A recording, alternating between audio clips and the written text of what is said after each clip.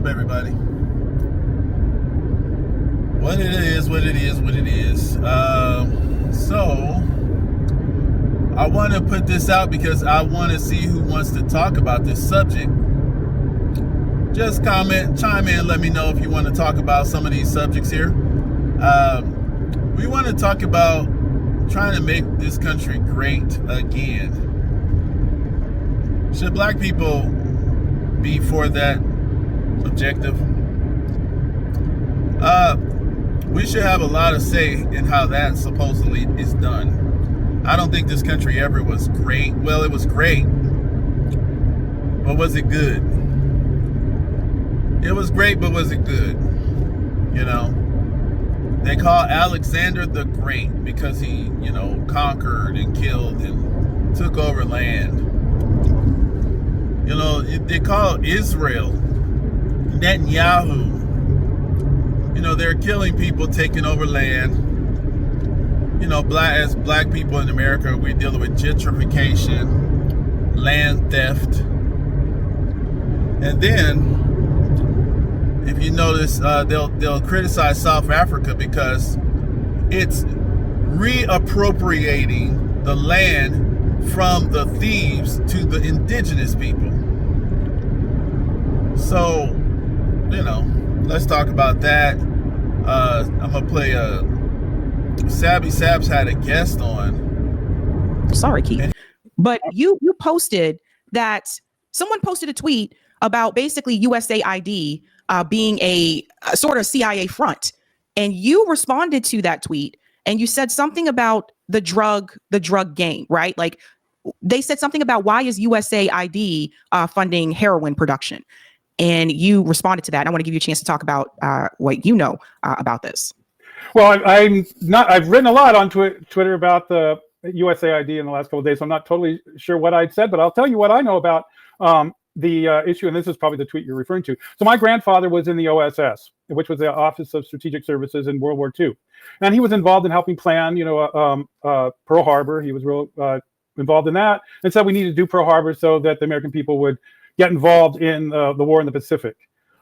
He also, while in Burma, he led the most deadly bombing campaign in world history, which is called Operation Meeting House, and he firebombed Tokyo. And Daniel Ellsberg, for instance, in his book, writes about that as being the most deadly bombing campaign in world history, and it still, fortunately, is true, even though there's a lot of horrible bombing campaigns. But the other job that he had was to distribute heroin to the black community in the United States, specifically. The job that he had was to distribute heroin to the black community in the United States, specifically. The job that he had was to distribute heroin to the black community in the United States, specifically to quell any possibility of rioting as a result of the fact that the GI Bill would be two-tiered. There'd be one for white people and one for black people, and they're very concerned black people would feel, since they were dying in the same trenches and in the same ocean as white people, that there would be an uprising. So his strategy and the strategy of his friends was to distribute massive amounts of heroin to black America to make sure they were busy doing that instead of resisting this unequal treatment by the GI Bill. Wow. He made some interesting claims about his grandfather, who he says was a CIA agent. So I'm gonna let y'all hear that. Also, we want to go into these topics. So the NAACP, we want to go into that history. The NAACP. I want y'all to look into some videos on the NAACP. I want to go into, has the NAACP ever benefited black people? Ever? And I want y'all to be honest. I don't want no blanket. Hopefully we can't just, if you say no, let's have some reasons. If you said sometimes, let's have some examples. So check out a little something on it before you just say something, because we want to make sure that we giving people the information. Because right now it seems like nowadays we have to be very careful with our steps, which we should always be, but now more than ever, because it's easy to get thrown off track, I think. you know, there's a lot I've seen, in my opinion, the NAACP has helped people. Okay.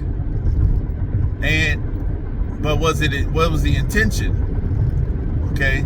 So we want to make sure that we got to separate the truth from falsehood. You can't do blanket. It's not going to be beneficial to us. We're going to get thrown off a track if we decide to do blanket approvals on people and things and subjects and movements. So right now you got resurgence and a lot of the white identity folks, which, that's fine. The last hurrah, that's good. I want people to, we just got to analyze things. That's all. So it's Black History Month. We want to go into some figures, W.E.B. Du Bois, Frederick Douglass. Why, we need to go into some of those. So I'm going to touch base on some of that, and let's try to make a show on Sunday. All right? Peace.